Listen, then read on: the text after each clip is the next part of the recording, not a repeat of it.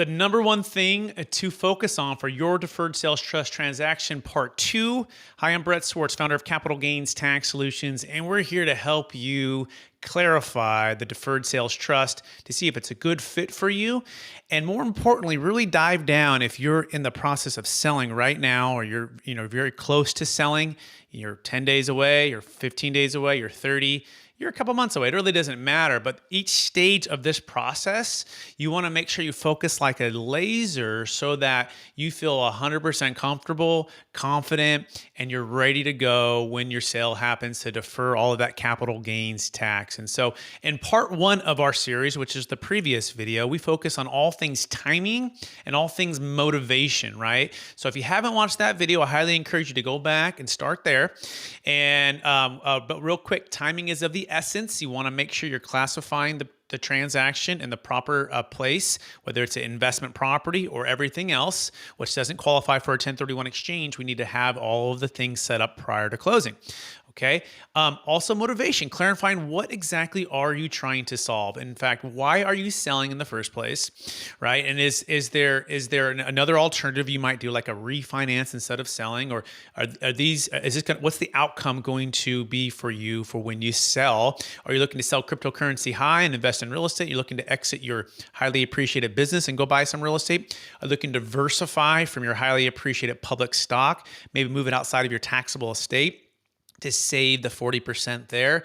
If you're looking to defer or delay some of the income tax that's coming off your highly appreciated assets, are you looking to get a brand new depreciation schedule? These are all the questions you should be asking and clarifying, and then determining what strategy is going to help you accomplish your goals. Okay, so that is video 1. Okay, so now video 2, we're talking about all things legal. Okay, so before you go to any tax deferral strategy or go forward with anything that's brand new to you, you want to make sure that it's 100% legal and it's been tested and tried by the IRS, and you've looked through it, especially when it pertains to tax and it pertains to your wealth. Okay, and so the goal of this video now, if you've already clarified step 1, is to clarify step 2.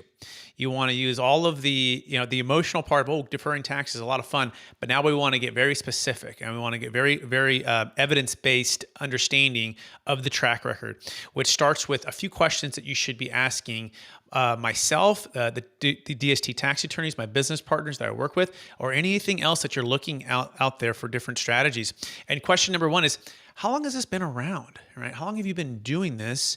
And the answer is the Deferred Sales Trust has been used for over 25 years. The second question should be, well, how long? What's the tax code that it's tied to, and how long has that been around? The tax code is IRC 453 for transactions that are typically 5 or 10 million and below, and then we use something else for transactions that are larger than that. And that tax law goes back essentially to the 1920s. Okay, so it's tried and true. It's known as an installment sale, and that's great. You say, well, you've been using it for 25 years. It's based upon a 90-year-old tax law. Question number 3, I would encourage you to ask and to focus on is, how many of these have been tested by the IRS?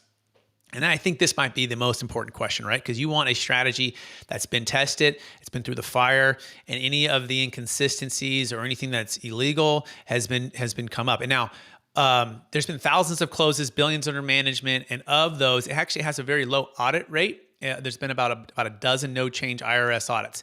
No change, no findings. In addition to that, there's been an additional 3 formal audits, not on a particular case, but on the entire structure. As well, it has a private letter ruling that on form and substance has been approved on the transaction itself.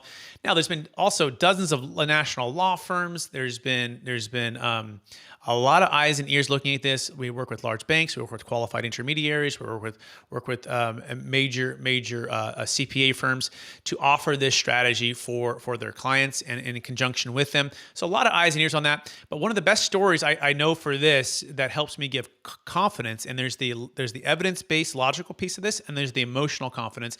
And this is a gentleman named David Young. And you may not have heard. You may not have heard of David Young, but David Young was a business partner and a colleague of a gentleman named Bill Gross.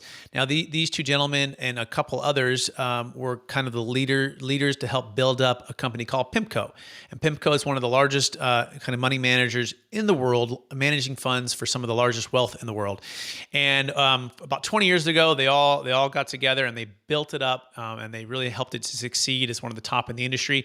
I like to say that Bill Gross, for those who don't know him, he's sort of like a Mark Cuban, or he's sort of like perhaps even like a Warren Buffett when it comes to being very respected in his niche industry of financial advising. So you can imagine that David Young and his team, they get approached with a lot of people trying to sell them a lot of things, right? And like David said on a recent podcast, which you can go to capitalgainstaxsolutions.com, and you can search on our YouTube channel as well, search on our YouTube channel, David Young. You can watch his entire story about how he overcame the false beliefs with the Deferred Sales Trust. But long story short, he looks at this Deferred Sales Trust about 3.5 years ago, and he looks at it for about 2 years, okay? He does a 2-year due diligence period. He is very cautious and deliberate to do the due diligence, has legal teams come in, he reviews it, talks with banks, talks with clients, talks and goes through all of this. And he came through with 2 conclusions after 2 years. And this is the first one. One, the DST tax attorney, it's the smartest person he had met, especially when it became to tax. And number 2, that they were all in. They were going to be a part of the DST advisory team to offer financial advising services for clients should they want to choose to use them. And so that is really pretty amazing. And I always encourage people to say, if it's good enough for David Young and his legal team for after 2 years of due diligence, being some of the most respected financial advisors or money managers in the world for like a 20 plus year time period, is it good enough for you, right? And your legal team, right? And that's where we want to encourage you to speak with David, with myself, to go through all of this in detail so that you can feel confident about the Deferred Sales Trust. So that's kind of like question 3 or 4 there, is hearing and being a part of that story, and understanding his level of due diligence, and then being able to say, okay, someone else from the outside has looked at this. They're a part of it now.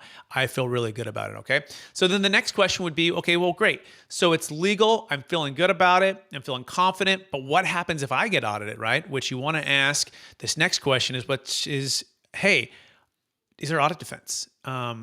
Is there, state and federal? What does that look like? And the good thing with the Deferred Sales Trust, it's 100% audit defense built in, and it's 100% track record, which means there's been no change in all of those audits. In fact, the largest deal was a deal in California, in San Diego, a commercial real estate property, and that property was for over $100 million, and that was audited, and that would pass with no changes, no findings.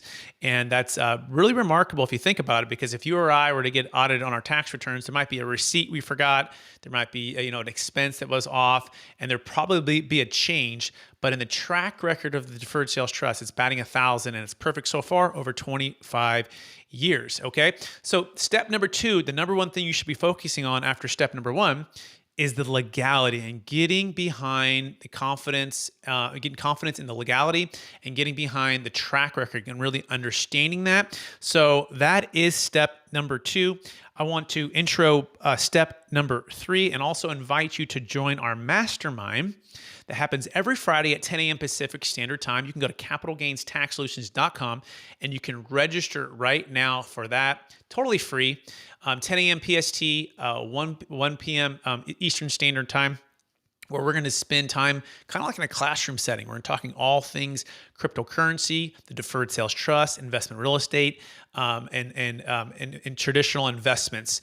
All so you can make great decisions, which leads into my next video, which is step 3. The number one thing you should be focusing on is investments. Okay, so investments, and we're going to talk about what investments can be made with the Deferred Sales Trust, how they're made, how the funds flow. And so look for that video coming up right now. In the meantime, go to capitalgainstaxsolutions.com, register for our mastermind, and continue building your confidence in the Deferred Sales Trust. Thanks so much for watching this video, and I look forward to talking to you